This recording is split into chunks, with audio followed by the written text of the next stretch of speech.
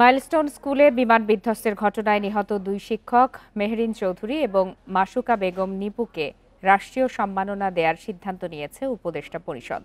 সকালে প্রধান উপদেষ্টার কার্যালয়ে উপদেষ্টা পরিষদের বৈঠকে এই সিদ্ধান্ত নেওয়া হয়।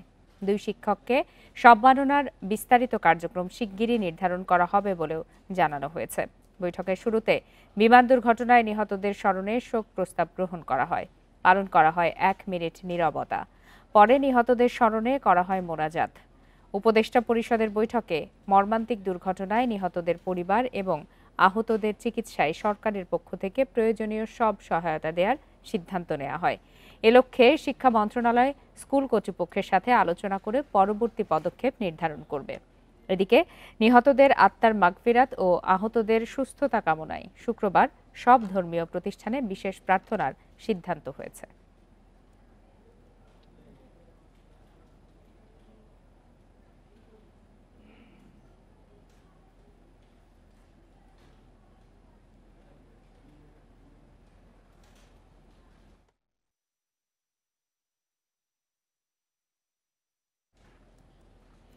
উত্তরায় মাইলস্টোন স্কুল অ্যান্ড কলেজে বিমান বিধ্বস্ত হওয়ার ঘটনায় দগ্ধ ও আহতদের চিকিৎসায় সহায়তা করছেন ঢাকায় আসা ভারতীয় বিশেষজ্ঞ চিকিৎসক ও নার্সরা।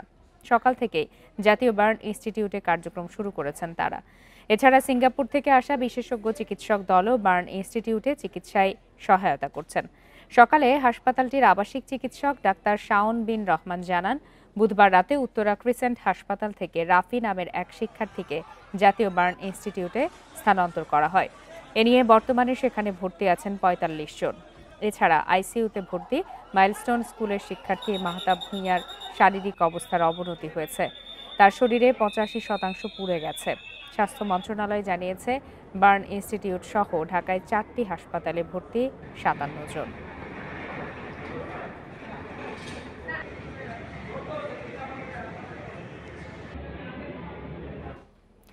৫ আগস্টের মধ্যে জুলাই সনদ ঘোষণাপত্র আদায় করা হবে বলে মন্তব্য করেছেন এনসিপির আহ্বায়ক নাহিদ ইসলাম। দুপুরে ব্রাহ্মণবাড়িয়া শহরের জাতীয় বীর আব্দুল কুদ্দুস মাখন পৌর মুক্ত মঞ্চে সমাবেশে এই মন্তব্য করেন। নাহিদ বলেন, সংস্কার, বিচার ও নতুন সংবিধানের দাবিতে এগিয়ে যাবে জাতীয় নাগরিক পার্টি। যে সকল রাজনৈতিক দল নিজেদের অবস্থান থেকে সরে এসে সংস্কারের ঐকমত্যের পক্ষে কাজ করছেন তাদের ধন্যবাদ জানান তিনি। এ সময় দলটির মুখ্য সংগঠক হাসনাত আব্দুল্লাহ বলেন, বিমান দুর্ঘটনা পুঁজি করে আওয়ামী লীগ আবার পুনর্গঠিত হচ্ছে। দেশের স্বার্থে সব রাজনৈতিক দলকে ঐক্যবদ্ধভাবে আওয়ামী লীগকে মোকাবেলার আহ্বান জানান হাসনাত। এর আগে সকালে গণঅভ্যুত্থানে শহীদ পরিবারের সদস্যদের সাথে দেখা করেন দলটির কেন্দ্রীয় নেতাকর্মীরা।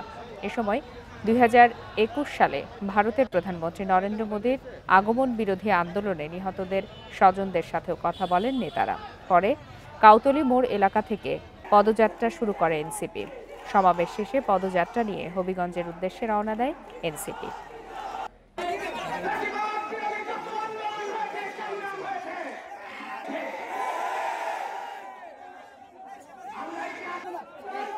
জাতীয় নাগরিক পার্টি সংস্কার, বিচার, নতুন সংবিধানের দাবিতে এগিয়ে যাবে।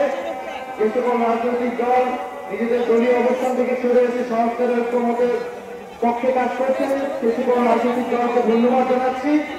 ইনশাআল্লাহ আমরা জুলাই আগস্ট মাসের মধ্যে ৫ আগস্টের মধ্যে জুলাই সনদ এবং ঘোষণাপত্র আদায় করতে পারবো। মাইলস্টোনে যখন অনাকাঙ্ক্ষিত ঘটনাটি ঘটেছে, আমরা ভেবেছিলাম ফেসিবাদের পতন হয়েছে, কিন্তু আমরা দেখতে পেলাম মাইলস্টোনের ঘটনাকে পুঁজি করে আবার আওয়ামী লীগ পুনর্গঠিত হচ্ছে। এনসিপির পদযাত্রা নিয়ে বিস্তারিত জানাতে এই মুহূর্তে হবিগঞ্জ থেকে যোগ দিয়েছেন সহকর্মী আবু সালে নুরুজ্জামান। আবু সালে নুরুজ্জামান, আমরা যতদূর জানি যে ব্রাহ্মণবাড়িয়া থেকে হবিগঞ্জের উদ্দেশ্যে এনসিপির পদযাত্রা রওনা হয়েছে, ঠিক কখন হবিগঞ্জে এসে পৌঁছাবে আর সেখানে কি কি কর্মসূচি রয়েছে?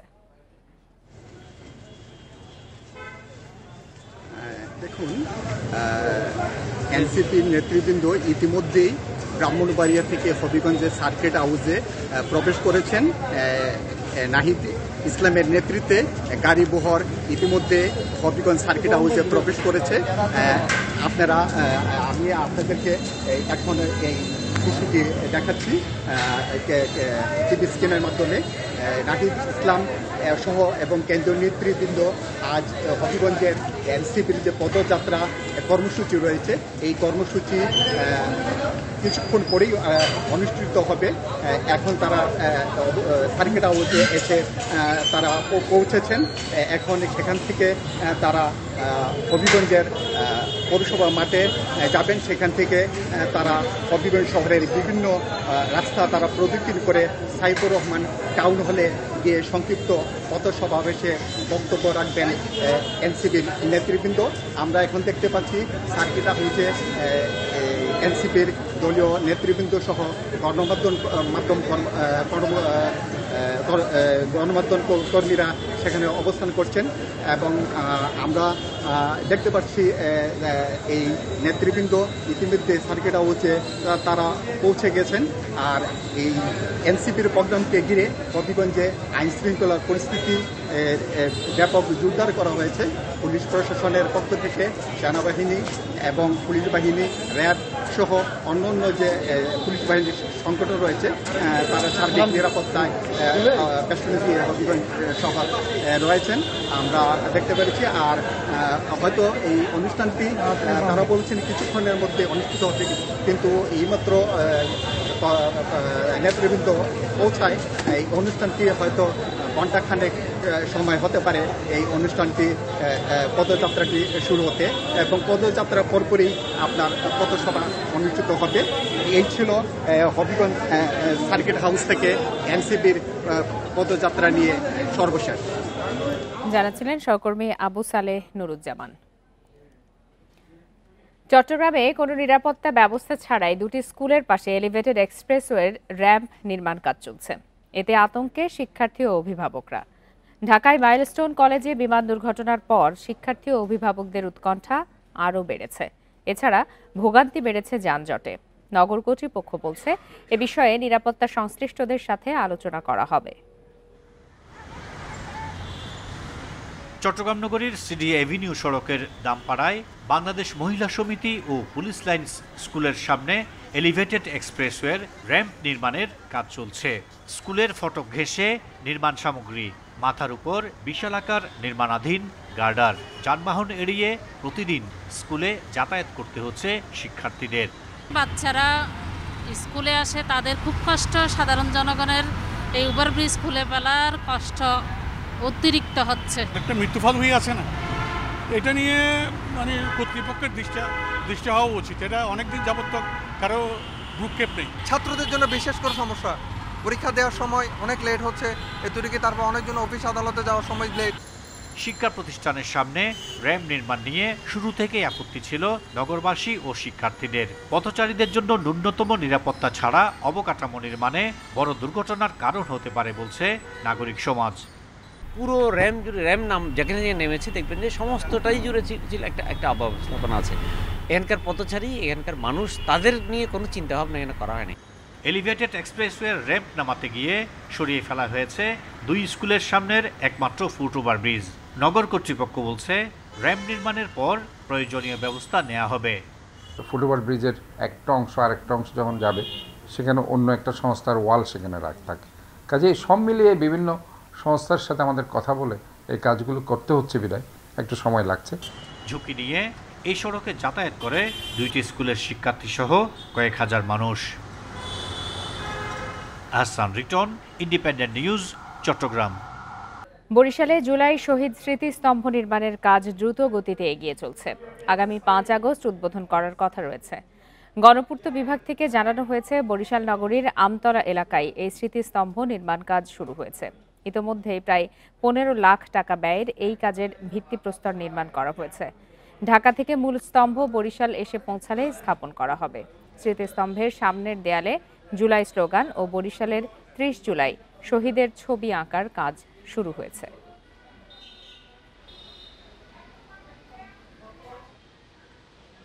জুলাই যে আন্দোলন চলাকালীন সময়ে যে বিভিন্ন স্লোগান উচ্চারিত হতো এবং স্লোগানের প্রেক্ষিতে মানুষ উদ্বুদ্ধ হয়েছিল, সেই স্লোগানগুলো সম্বলিত এবং লেখা সম্বলিত ওখানে একটি স্মৃতিফলক স্থাপন করা হবে। জুলাই গণ অভ্যুত্থানের সময় গাজীপুরে পুলিশের গুলিতে নিহত কলেজ ছাত্র হৃদয় হোসেনের মরদেহ উদ্ধারে নেমেছে ফায়ার সার্ভিস। আন্তর্জাতিক অপরাধ ট্রাইব্যুনালের আবেদনের প্রেক্ষিতে এই উদ্ধার অভিযান শুরু হয়। দুপুরে তুরাগ নদীতে উদ্ধার কাজ শুরু করে ফায়ার সার্ভিসের ডুবুরি দল। এ সময় আন্তর্জাতিক অপরাধ ট্রাইব্যুনালের কর্মকর্তা ও পুলিশ সদস্যরা উপস্থিত ছিলেন। এর আগে 15 জুন হৃদয় হত্যার ঘটনায় ট্রাইব্যুনালে মানবতা বিরোধী অপরাধের মামলার শুনানিতে মরদেহ খুঁজে না পাওয়ার কথা জানান প্রসিকিউটর।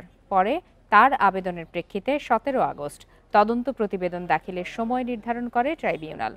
গত বছরের 5 আগস্ট কোরাবাড়িতে হৃদয়কে পুলিশের গুলি করার ভিডিও সামাজিক যোগাযোগ মাধ্যমে ছড়িয়ে পড়ে।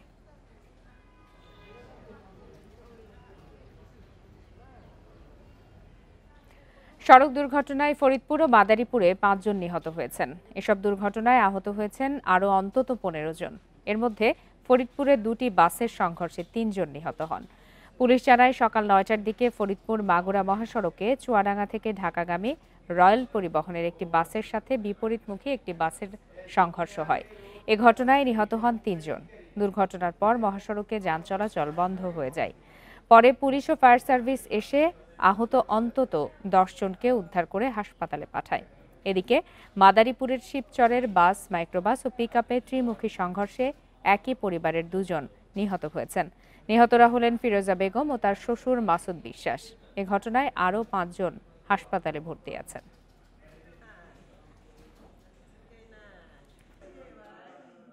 হালকা টান আছে, তো আমরা স্থানীয় লোকজনের কাছে যা জানতে পেলাম, এই লোকাল পরিবহনের যে আপনার গতিটা খুব বেশি ছিল। আমার ধারণা বা আমাদের ধারণা, টার্নিংয়ে উনি যখন গতি অনেক বেশি ছিল, নিয়ন্ত্রণ করতে না পারে ওনার লেন ছেড়ে যে বিপরীত লেনে রয়্যাল পরিবহনের মুখোমুখি মেরে দিয়েছে। আপনারা দেখতে পাচ্ছেন।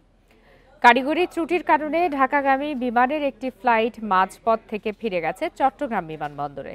সকাল 9টার দিকে বিমানটি ফিরে যায়। বিমান কর্তৃপক্ষ জানায়, দুবাই থেকে আসা বিমান বাংলাদেশ এয়ারলাইন্সের একটি ফ্লাইট সকাল 7:15টার দিকে চট্টগ্রাম শাহ আমানত বিমানবন্দরে অবতরণ করে। এ সময় বিমানটিতে 287 জন যাত্রী ছিলেন। পরে যাত্রী নিয়ে সকাল 8:37 দিকে বিমানটি ঢাকার উদ্দেশ্যে ছেড়ে যায়। কিন্তু মাঝপথে যান্ত্রিক ত্রুটি দেখা দিলে সকাল 8:58 আবারও চট্টগ্রাম বিমানবন্দরে অবতরণ করে। তবে যাত্রী নিয়ে সকাল 10টার দিকে অন্য একটি উড়োজাহাজ ঢাকার উদ্দেশ্যে রওনা হয়।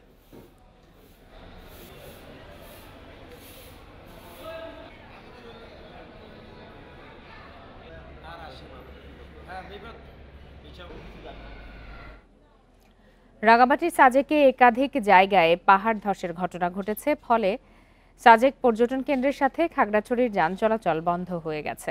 বিভিন্ন স্থানে আটকা পড়েছেন কয়েকশো পর্যটক। সাজেকের উপজেলা নির্বাহী কর্মকর্তা জানান, বুধবার রাতে ভারী বৃষ্টিতে সাজেক বাঘাইহাট সড়কের নন্দারাম, চাইল্লাতলি ও চম্পকনগর এলাকায় পাহাড়ের মাটি ধসে পড়ে। নন্দরাম এলাকায় বেশি মাটি ধসে পড়ায় সেখানে উদ্ধার কাজ শুরু করে ফায়ার সার্ভিস। সেনাবাহিনীর পক্ষ থেকে অত্যাধুনিক যন্ত্র পাঠানো হলে মাটি সরানোর কাজ শুরু হবে বলে জানা গেছে। মাটি সরানোর পরে যান চলাচল স্বাভাবিক হওয়ার আশা করা হচ্ছে। বিএনপির সিনিয়র যুগ্ম মহাসচিব রুহুল কবির রিজভী অভিযোগ করেছেন, অন্তর্বর্তী সরকারের অনেকেই নিজেদের লোক দিয়ে ফেসবুকে প্রচারণা চালাচ্ছেন। এই সরকারের 4 থেকে 5 বছর ক্ষমতায় থাকা উচিত। এর মাধ্যমে তারা গণতন্ত্রের ক্ষতি করছেন বলেও মন্তব্য করেছেন রিজভী। দুপুরে মৌলভীবাজারের এম সাইফুর রহমান অডিটোরিয়ামে জেলা বিএনপির সদস্য সংগ্রহ ও নবায়ন কার্যক্রম অনুষ্ঠানে তিনি এই মন্তব্য করেন। বলেন, মানুষের মধ্যে আতঙ্ক তৈরি করে রেখেছে মব ভায়োলেন্স। এদিকে এখনও গণতন্ত্র বিরোধী শক্তি মাথাচাড়া দিয়ে ওঠার চেষ্টা করছে মন্তব্য করে তিনি বলেন, এজন্য দলের সব নেতাকর্মীকে সজাগ থাকতে হবে।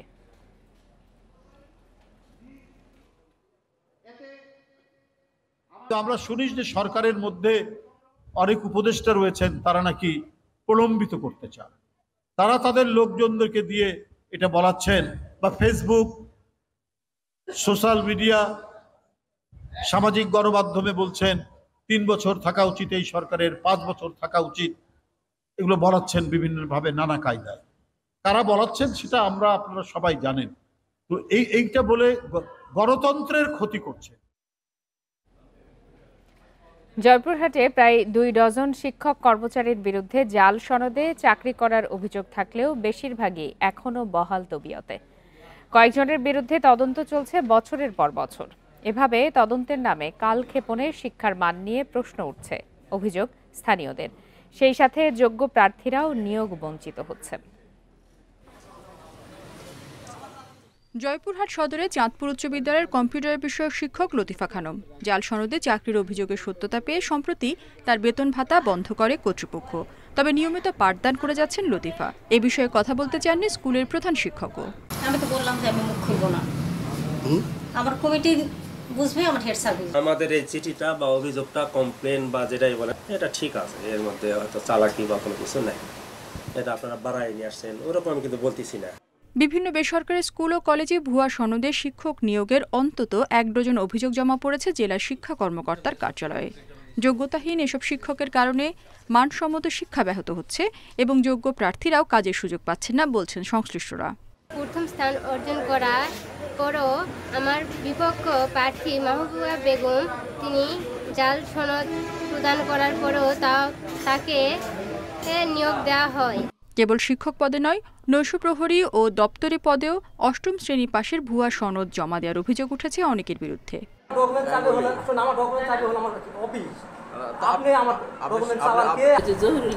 চেয়ারম্যান, এর নামও জহুরুল, দুজনের সেই সম্পর্ক। আমার খালি ফোন দিয়ে বলে, আপা আপনি 3 ভাইয়ের বোন, আমার বোন, আপনি কোনো দিকে লজ্জা দেবেন না, চাকরি করতে এগিয়ে দেওয়া লাগবে আপা। জাল সনদে চাকরি নেওয়ার সব অভিযোগের তদন্ত চলছে, জানালেন জেলা শিক্ষা কর্মকর্তা। দোষী প্রমাণিত হলে বিধি মোতাবেক ব্যবস্থা নেওয়ার আশ্বাস তার। তবে কতদিন এসব তদন্ত শেষ হবে এ বিষয়ে কিছু জানাননি কর্মকর্তা। যাচাই বাছাই করে দেখতেছি এবং যেগুলো ভুয়া প্রমাণিত হচ্ছে সেই বিষয়গুলো ঊর্ধ্বতন কর্তৃপক্ষের নজরে আছে, পরবর্তীতে বিধি মোতাবেক ব্যবস্থা গ্রহণ করা হবে। জেলার অন্তত 15 শিক্ষা প্রতিষ্ঠানে ভুয়া সনদে শিক্ষক কর্মচারী নিয়োগের অভিযোগ উঠলেও স্থানীয়দের দাবি এর সংখ্যা আরও বেশি। Independent news. সাভারে কেন্দ্রীয় গো প্রজনন ও দুগ্ধ খামারে অস্থায়ীভাবে কর্মরত কর্মচারীরা 2025 সালে নীতিমালা বাতিলের দাবিতে বিক্ষোভ করেছে। সকালে সাভারের কেন্দ্রীয় গো প্রজনন ও দুগ্ধ খামারের ভেতরে বিক্ষোভ করেন তারা। বিক্ষোভ মিছিলে আন্দোলনরতরা দাবি করেন 2025 সালের নতুন নীতিমালা অনুযায়ী মাস্টার রোলে কর্মরতদের সুযোগ সুবিধা কমানো হয়েছে, যা 2018 সালের নীতিমালাতে বেশি ছিল।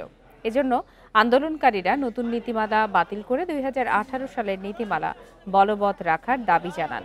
নইলে আগামীতে আরও কঠোর আন্দোলন গড়ে তোলার হুঁশিয়ারি দেন তারা। এদিকে সাভার কেন্দ্রীয় গো প্রজনন ও দুগ্ধ খামার কর্তৃপক্ষ দ্রুতই বিষয়টি সমাধানের আশ্বাস দেন। এই প্রেক্ষিতে আমরা ইতিমধ্যে একটা পদক্ষেপ নিয়েছি। আমরা একটি সংশোধিত নীতিমালা ইতিমধ্যে আমাদের মৎস্য প্রাণী সম্পদ মন্ত্রণালয়ে প্রেরণ করেছি এবং আশা করি এটা অচিরেই এই সমস্যার সমাধান হবে। শরীয়তপুরের ভোজেশ্বর ইউনিয়নের চান্দনী এলাকায় আবু সিদ্দিক ঢালি নামের এক কৃষককে কুপিয়ে হত্যার ঘটনায় বিক্ষোভ মিছিল ও মানববন্ধন করেছে ভুক্তভোগী পরিবার এবং ভোজেশ্বর ইউনিয়নবাসী। দুপুরে শরীয়তপুর কেন্দ্রীয় শহীদ মিনারের সামনে থেকে একটি বিক্ষোভ মিছিল বের হয়। মিছিলটি শহরের প্রধান সড়ক প্রদক্ষিণ করে জেলা প্রশাসক কার্যালয়ের সামনে গিয়ে ঘণ্টাব্যাপী মানববন্ধন করে। মানববন্ধনে আবু সিদ্দিক ঢালি হত্যাকারীদের আইনের আওতায় এনে ফাঁসির দাবি জানানো হয়। এছাড়া 2 আসামি গ্রেপ্তার হলেও অপর আসামি প্রকাশ্যে ঘুরছেন বলে দাবি বিক্ষোভকারীদের। গত 12 জুন রাতে ভোজেশ্বর চান্দনী নদীর পাড় থেকে বাড়িতে আসার সময় মন্নাফ ছইয়ালের বাড়ির সামনে কুপিয়ে আহত করা হয় আবু সিদ্দিক ঢালিকে। পরের দিন ঢাকা মেডিকেল কলেজ হাসপাতালে চিকিৎসাধীন অবস্থায় মারা যান তিনি। এ ঘটনায় স্থানীয় মিন্টু ছইয়ালকে প্রধান আসামি করে 43 জনের নাম উল্লেখ করে মামলা করেন নিহতের ভাই আবু আলেম ঢালি। চট্টগ্রামে আইনজীবী সাইফুল ইসলাম আলিফ হত্যাসহ 5 মামলায় বাংলাদেশ সম্মিলিত সনাতনী জাগরণ জোটের মুখপাত্র চিন্ময় কৃষ্ণ দাসের জামিন আবেদন নামঞ্জুর করেছে আদালত। দুপুরে চট্টগ্রাম মহানগর দায়রা জজ হাসানুল ইসলামের আদালত শুনানি শেষে এই আদেশ দেন। আদালতের সহকারী পাবলিক প্রসিকিউটর রায়হানুল ওয়াজিদ চৌধুরী বলেন, আইনজীবী সাইফুল ইসলাম হত্যাসহ 5 মামলার আসামি চিন্ময় কৃষ্ণ দাসের জামিন আবেদন করা হয়। উভয় পক্ষের আবেদনের শুনানি শেষে আদালত জামিন নামঞ্জুর করে। চিন্ময় দাসের পক্ষে আদালতে শুনানি করেন আইনজীবী অপূর্ব কুমার ভট্টাচার্যের নেতৃত্বে একটি দল। এদিকে শুনানিকে কেন্দ্র করে আদালতের নিরাপত্তায় অতিরিক্ত পুলিশ মোতায়েন করা হয়।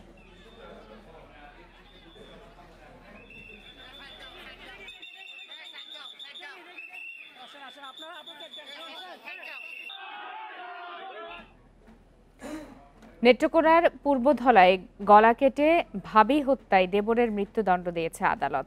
একই সঙ্গে 50,000 টাকা জরিমানা করা হয়। দুপুরে আসামি রাসেল মিয়ার উপস্থিতিতে জেলা দায়রা জজ মোহাম্মদ হাফিজুর রহমান এই রায় দেন। রাষ্ট্রপক্ষের আইনজীবী জানান, লিপি আক্তারের স্বামী চাকরি করায় বাড়িতে থাকতেন না। এই সুযোগে তাকে চাচাতো দেবর রাসেল মিয়া উত্ত্যক্ত করত। 2020 সালের 3 অক্টোবর রাতে ঘরে ঢুকে ঘুমন্ত অবস্থায় লিপি আক্তারকে হত্যা করে রাসেল মিয়া। পরে নিহতের বড় বোন ফেরদৌসী বেগম থানায় হত্যা মামলা দায়ের করেন। 15 জনের সাক্ষ্য গ্রহণ শেষে আদালত আজ আসামিকে মৃত্যুদণ্ড দেয়।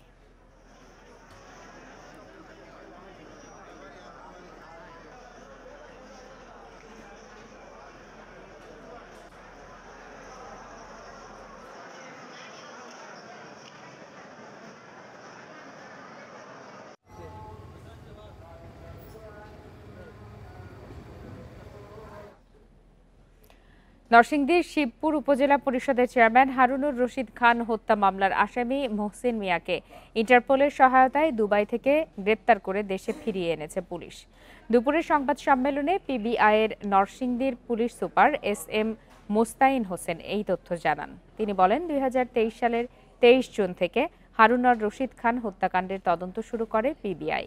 এর মধ্যে পালিয়ে দুবাই চলে যান আসামি মোহসিন। পরে ইন্টারপোলের রেড অ্যালার্টের ভিত্তিতে দুবাই পুলিশ মোহসিন মিয়াকে গ্রেপ্তার করে। রবিবার তাকে দেশে নিয়ে আসা হয়। এ নিয়ে হত্যা মামলায় 17 আসামিকে গ্রেপ্তার করা হয়েছে বলে জানিয়েছে পুলিশ। 2023 সালের 25 ফেব্রুয়ারি হারুনুর রশিদকে বাসায় ঢুকে গুলি করে আসামিরা। পরে হত্যা মামলা দায়ের করেন স্বজনরা। মোহসিন মিয়া তাকে আমরা ইন্টারপোলের সহায়তায় এই দুবাই থেকে গ্রেপ্তার করে নিয়ে আসি এবং সে আদালতে 164 CRPC মোতাবেক জবানবন্দি দিয়েছে এবং নিজেকে সম্পৃক্ত করে তিনি জবানবন্দি দেন। রাজশাহীতে 20 দিনব্যাপী বিভাগীয় বৃক্ষ মেলার উদ্বোধন করা হয়েছে। সকালে নগর ভবনের গ্রিন প্লাজায় এই মেলার আনুষ্ঠানিক উদ্বোধন করেন রাজশাহী সিটি কর্পোরেশনের প্রশাসক খন্দকার আজিম আহমেদ। অনুষ্ঠানে বক্তারা সবাইকে গাছ লাগানোর অনুরোধ জানান।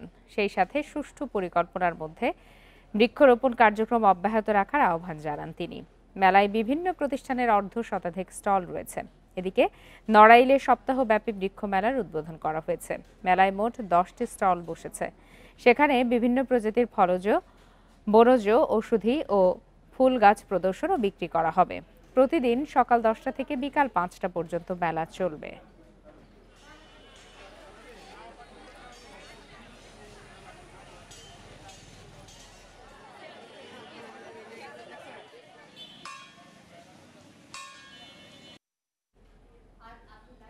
আর এই ছিল আজকে সমগ্র বাংলাদেশের সাথে থাকার জন্য ধন্যবাদ সবাইকে।